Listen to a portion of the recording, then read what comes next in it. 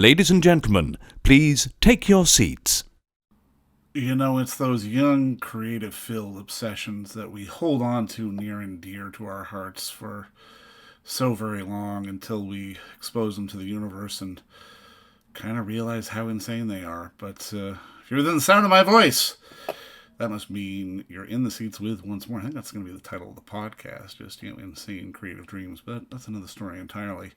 As always, if you're within the sound of my voice, my name is Dave Voigt, and I am the host of this podcast where we sit down with a wide-ranging variety of entertainment industry professionals and we pick their brain about current projects, state of the industry, how they got started, and so very much more in a light and in a conversational fashion. And if you like how we do things around here, I'm going to go out on a limb and assume that you do, because let's face it, you're listening right now. If you are, subscribe. Hit that subscribe button. Give us the old 5-star rating on your podcast provider of choice. We're available pretty much everywhere. Places like Apple, Amazon, Spotify, Google. Plus, we archive every single one of our episodes over at our In the Seats YouTube channel. So if you can give us a like and subscribe there as well, we'd absolutely appreciate it. Also, don't hesitate to check us out on social media. We're on the Facebook, we're on the Twitter, we're on the Instagram, we're on the Letterboxd, we're on the TikTok, and God knows we're at a few other places too. At In the Seats for all sorts of fun updates. And finally, and I do dare say most importantly, please pay us a visit over at In the Seats, intheseats.ca, for all the latest and greatest from the world of film, television, basically the moving image at large. Because guess what? If we love to watch it and write about it and talk about it, we love it even more when you come by and read about it and listen about it. So do us that kindness and pay us a visit. On this episode, boy oh boy, we got a fun one. It is a brand new show.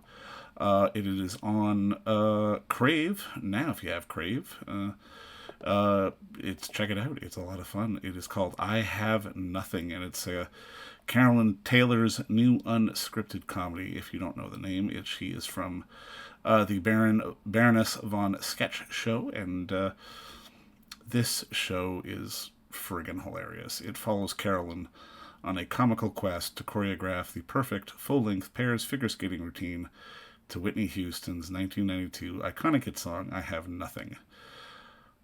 It's amazing. And it's motivated by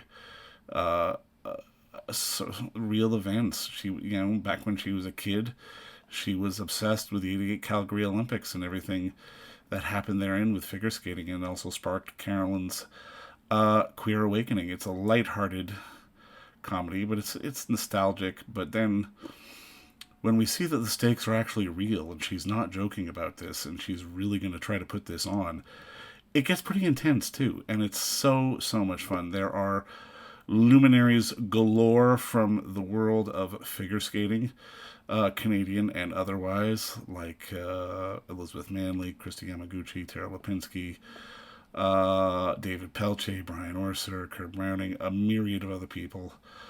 It also stars a friend and also award-winning comedian Mae Martin, and there's a bunch of surprise special guests as well. But we had the unique pleasure of sitting down and talking with Carolyn about the show and just going through with it all, because, again, it's one of those things where you think she's doing a bit, and then when you realize she's not doing a bit anymore, you get even more interested in watching this entire thing unfold. It's really, really a lot of fun. It is, all 6 episodes are streaming now on Crave. It's called I Have Nothing. But first, enjoy our talk with Carolyn Taylor, because between you and me, it's a darn good one. Just to kick this off officially, obviously, thank you so much for the time today, and congrats on the show. I fell in love with it. Oh, thank you. Oh, that makes me happy.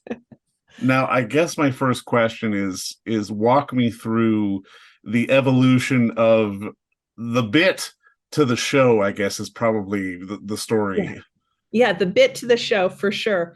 So the bit, I'm performing it now and again, I'm in Edmonton. I, give it a shot. I'm doing it here and there. Mae Martin was with me a couple of times. I did it with them, and where we were sort of a double bill, and Elvira Kurt. And then, pandemic hits, and it's like, I wonder, could I take this bit? And I think Mae says is it in episode 1 where Mae's kind of like, God, it was a really great stage bit, but why? Like, what possessed her? And I don't know what possessed me I don't know, maybe it was just that pandemic existential, like, what are you doing and why not? Like, whatever, go for it, see what happens, you know? And then kind of a perfect storm of the right people seeing it, seeing we did a sizzle, seeing it and understanding it. And it was hard to do a sizzle when you haven't actually even done the project. And like, how do you create a documentary sizzle of a documentary that hasn't happened? And yeah, the right people liked it and saw it and understood it and were either obsessed with the Olympics themselves or obsessed with following your dreams or, any of the above. So really lucky that way. Yeah. Well, and I mean, this has so many layers to it because, I mean, obviously, like anybody coming into this, I'm like, oh, she's doing a bit, she's pretending to be earnest about it, so on and so forth. And then it's like, oh, wait a minute. Oh, She's no. actually serious about this. Yes. Yes. Which is like terrifying as a comedian, or I found, to leave, I said this to someone earlier, like to lose that critical distance and say, no, I'm going to go in and be vulnerable. And that means sometimes I'm not funny at all. I'm earnest and I'm overwhelmed or I'm unhinged. And maybe that's, funny to some sometimes in its own way, to watch someone leave their comfort zone and go into this other reality, with May's commentary, of course, helping sort of be the voice of the audience. Well, I mean, I think that's the thing that really amazes me about this is because really, when you boil it down, we all have those weird, awkward obsessions through various things in various parts of our lives. Yes. But to lean into it and to externalize it as a performer definitely feels like, I mean, as much as being a creative person and performer is exposing yourself to the world anyway, this is tearing off the skin and going, here are the bones. That's what it felt like. That's what it was terrifying. Because I'm like, oh, when I'm doing sketch, I'm playing other people and I'm satirizing their behavior and observing their behavior. And then to say, oh no, I'll just dissect myself now. Ugh. Yeah, it was scary and fun. It was kind of both, because we were really playing in reality and some world that was right beside it. And then sometimes, yeah, there was always some truth. There was always truth, even when we were sort of, playing a little more. There was we were diving into a fear or a neurosis or, something, and then trying to dramatize that. And then other times just earnestly going about the task of choreographing Olympians.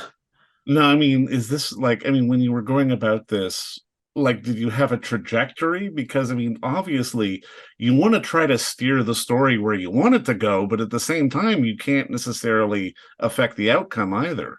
Well, that was the ongoing debate between, Zach Russell and I, another exec producer and director on the show. And he and I, we would constantly, we're trying to write these beat sheets, like have some beats. And you're like, we'd be talking. It's like, well, you can't, it'd be like, well, what's the story? What's the next beat? Well, I don't know what the next beat is because it hasn't happened yet. Like, how are we to know? So we're sort of coming up with these beats, but it really did feel like that the nexus of chaos versus control. So you need some control because you have to plan and book a rink and make some plans.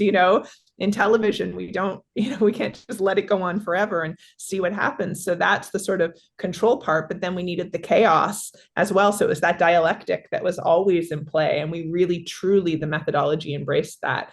And some people thrive in that situation and some people find it hard. And that's how it goes, Were you shocked or surprised on how many people from the figure skating world actually took the call?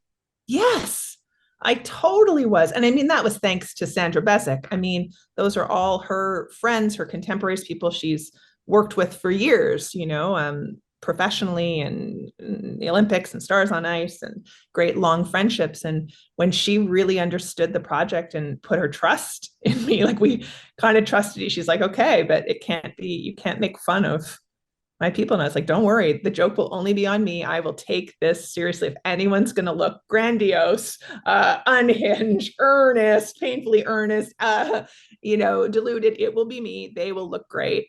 And they all took a chance. And I think they trusted in that is one. And they also love each other so much. Like they really felt like for them a bit of a high school reunion kind of.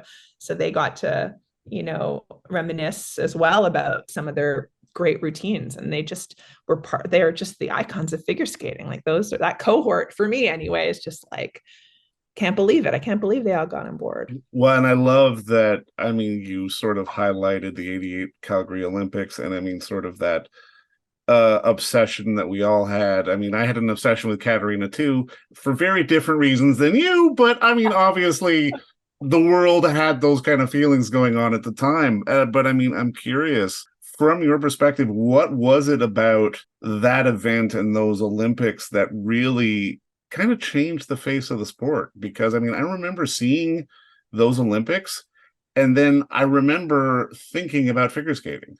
Like, it Yes. was never something that was kind of on my radar as a young kid back then. But then afterwards, it was like, oh, figure skating's on. Click. Yeah, yeah, exactly. Like it, I mean, I think it's a few things. One, here it was happening in Canada. So here we Yeah. are, Canadians, we're excited. Fine.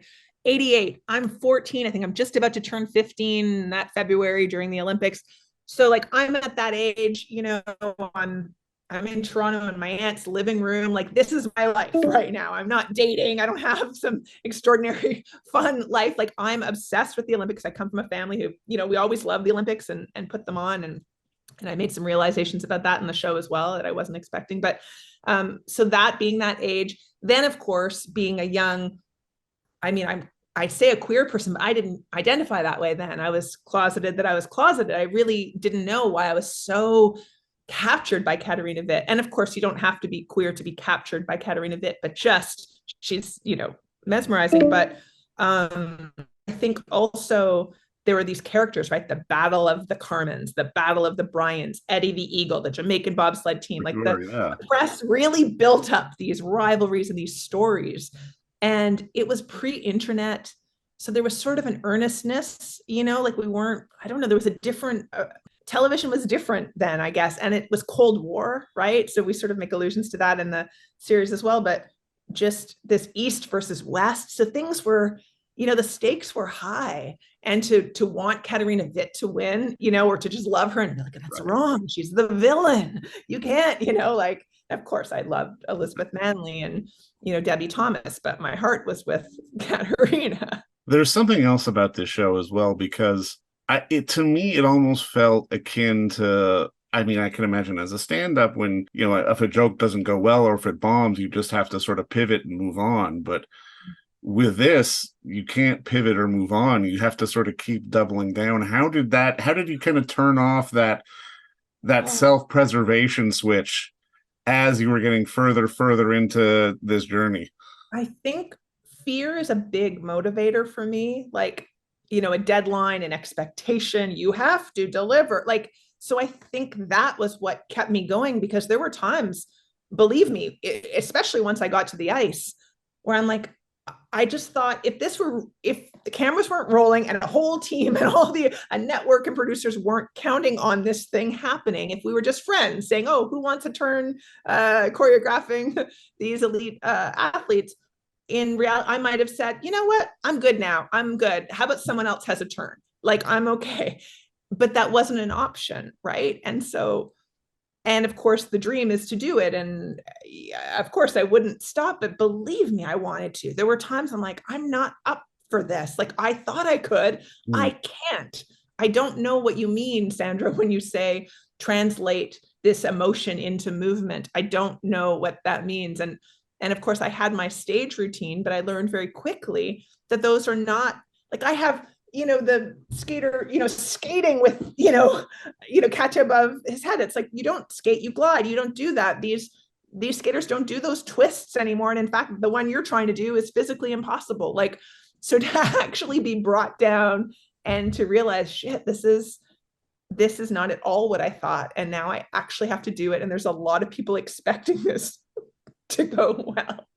So I think it was fear. That's what it was. Otherwise, I might have been like, your turn, David. How about you have it, you do it for a bit. I'm going to go and have a coffee on the sidelines. Well, when I had seen it, with the second I had seen the mouse poop, I'd have been out. The mouse poop. And that was, that was a real moment. As I'm sure you can tell, that was 100% real, finding that mouse poop, just going, oh man, those are the skates.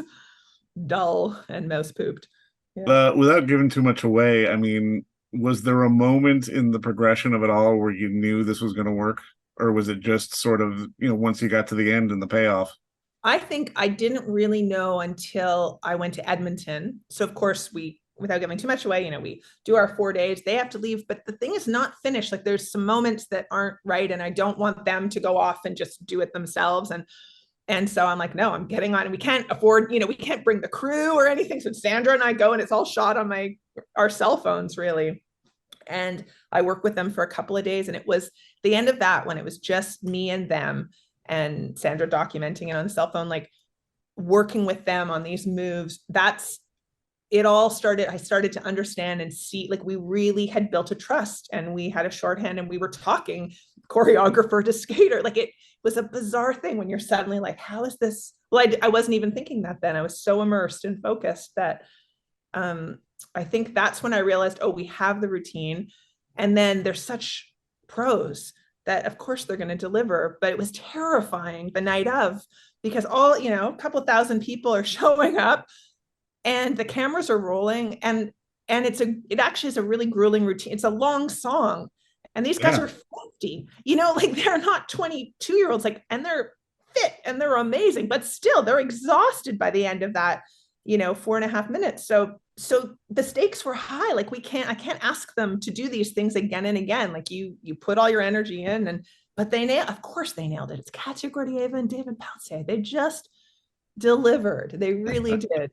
They really did. It was emotional. But I was a wreck. I was like, the music's not loud enough. I was having a mini breakdown, like, watching them, wanting it all to be perfect, and knowing we had sort of one shot at getting the skate right, and then just a few little pickups after of some little moments, but that's it.